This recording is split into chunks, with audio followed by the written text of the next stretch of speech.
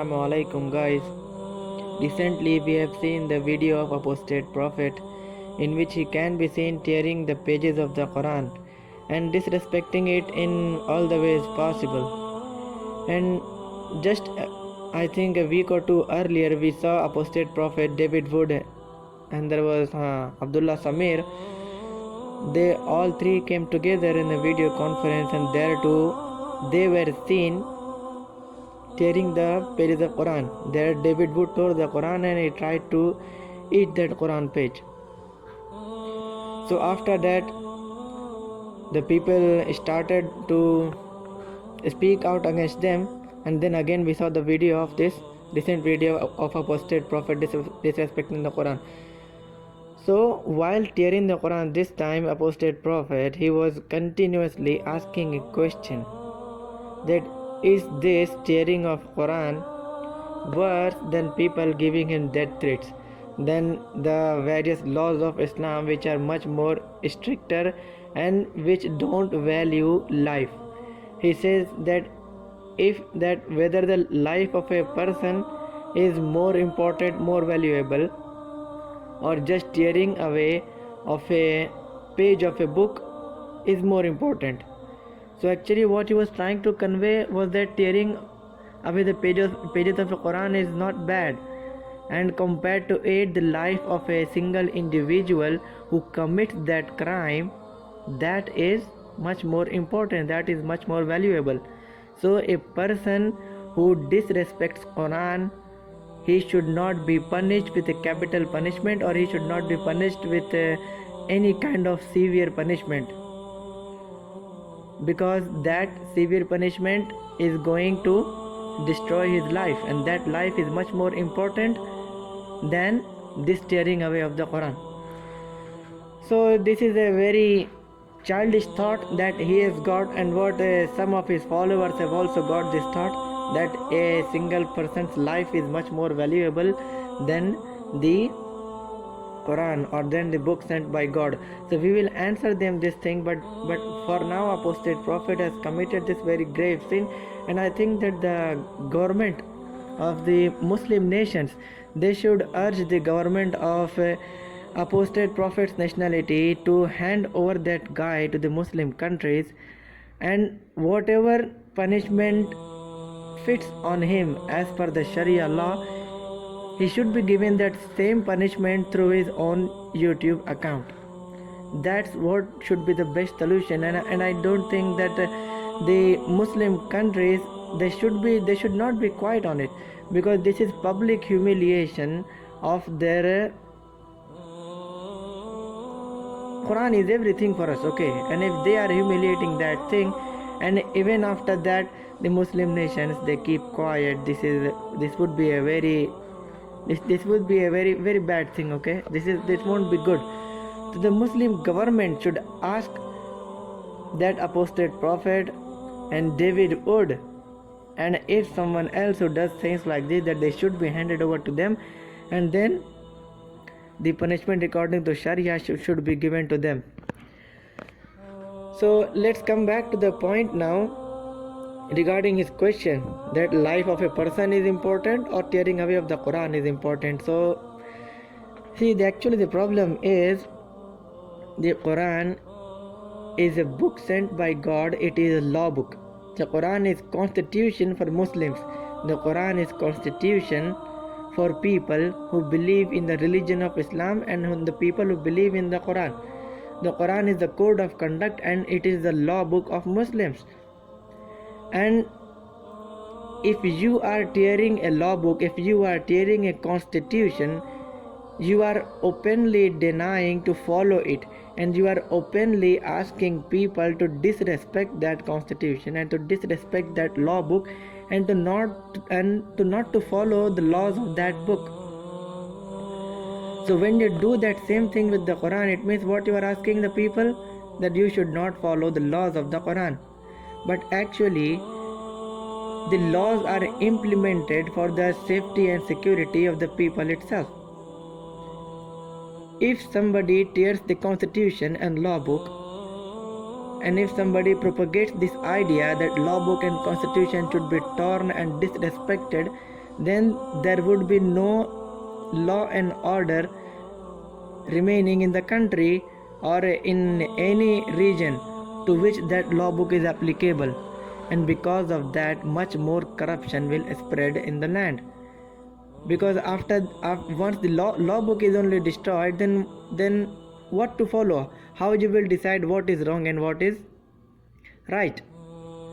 So that's why the killing of a single person who destroys a law book, or giving the severest of punishment to a person who destroys a law book, is much more better than allowing him to destroy the law book or humiliate the law book.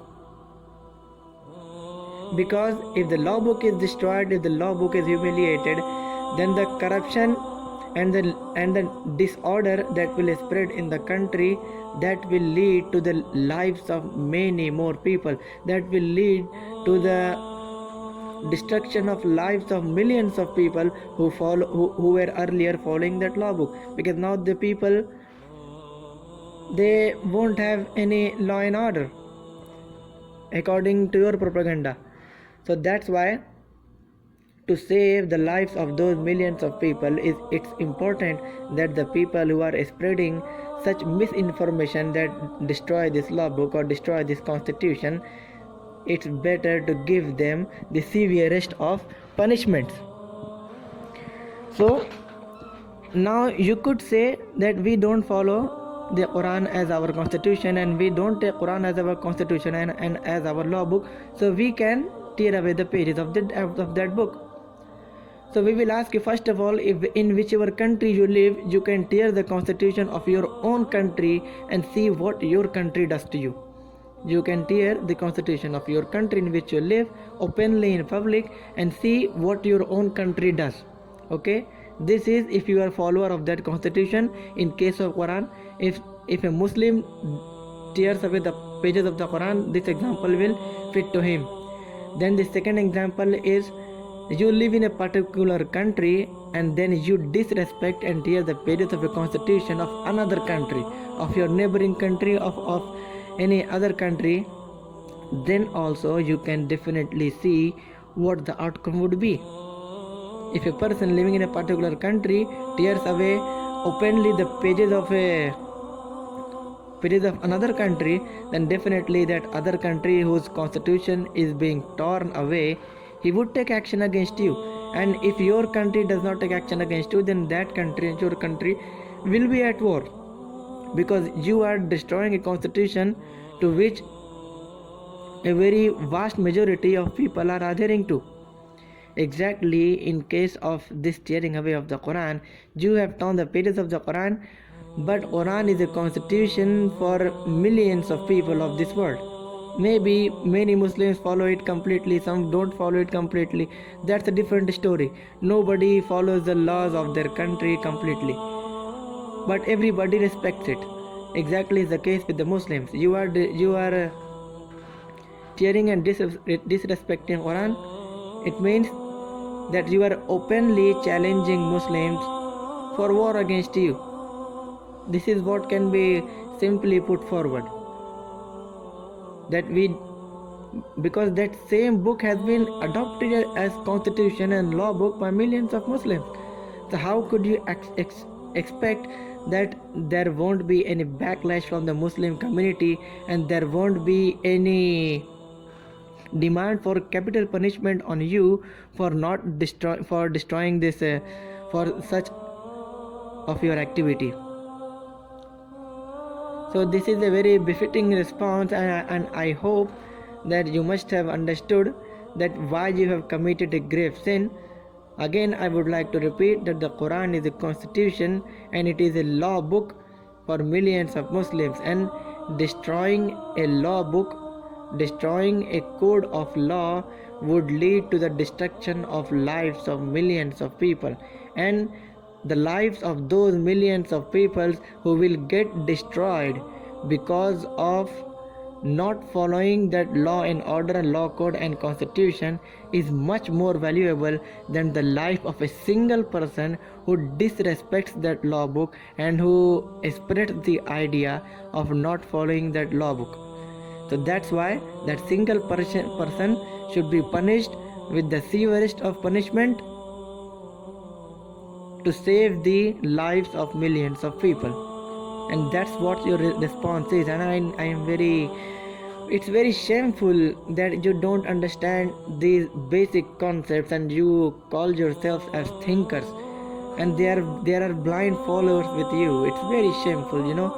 Muslim countries, the nations, the politicians, they need to wake up against it, and they need to ask the nation of apostate prophet to hand over that guy, and he should be punished socially on the social media and in general public for what he has done, because such public humiliation should not be accepted. We as common masses, we can only demand our respective nations for punishment to that guy.